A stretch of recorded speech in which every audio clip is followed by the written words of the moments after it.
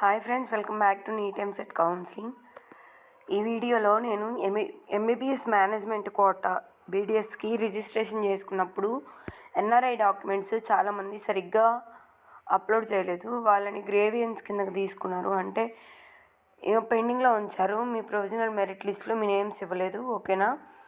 ఈ గ్రేవియన్స్ లింక్ ఉంది కదా, https://apuhsugadmissions.aptonline.in ఈ వెబ్సైట్లోకి వెళ్తే గ్రేవియన్స్ లింక్ అని ఉండిద్ది. ఆ లింక్ మీరు క్లిక్ చేస్తే ఈ కన్సర్న్ డాక్యుమెంట్స్ కానీ మీరు అప్లోడ్ చేశారంటే మీకు మళ్ళీ యాక్సెప్ట్ చేస్తారనమాట, ఓకేనా? ఈ ఎన్ఆర్ఐ కేటగిరీ డాక్యుమెంట్స్ కూడా యాక్సెప్ట్ చేసి మిమ్మల్ని మళ్ళీ అఫీషియల్గా నెక్స్ట్ ప్రొవిజనల్ మెరిట్ లిస్ట్ ఇస్తారు. ఎలా అయితే కన్వేయర్ కోటాకి ఇప్పుడు ఇచ్చారో అట్లాగా. దయచేసి ఇన్ కేస్ మీరు కానీ ఈ నేమ్స్లో ఉంటే ఇక్కడ ఉన్నాయి, డిస్ప్లే అవుతున్నాయి. మళ్ళీ నేను టెలిగ్రామ్ ఛానల్లో కూడా ఇస్తాను. ప్రొవిజనల్ మెరిట్ లిస్ట్ కూడా టెలిగ్రామ్ ఛానల్లో ఇస్తాను, వెళ్ళి చూసుకోండి మిగతా వాళ్ళు కూడా, ఓకేనా? మీరైతే 22 ఆగస్ట్ 4 PM అంటే రేపు ఈవినింగ్ 4 PM లోపల అయితే మీరు కంపల్సరీ ఈ డాక్యుమెంట్స్ అయితే ఈ గ్రేవెన్స్ లింక్లో అప్లోడ్ చేయాల్సి ఉండిద్ది.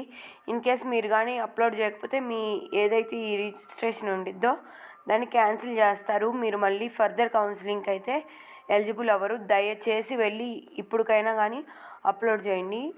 అంతే ఈ వీడియో. ప్లీజ్ లైక్ చేయండి, మీ ఫ్రెండ్స్ ఇన్ కేస్ ఎవరైనా ఉంటే షేర్ చేయండి. Thanks for watching, bye.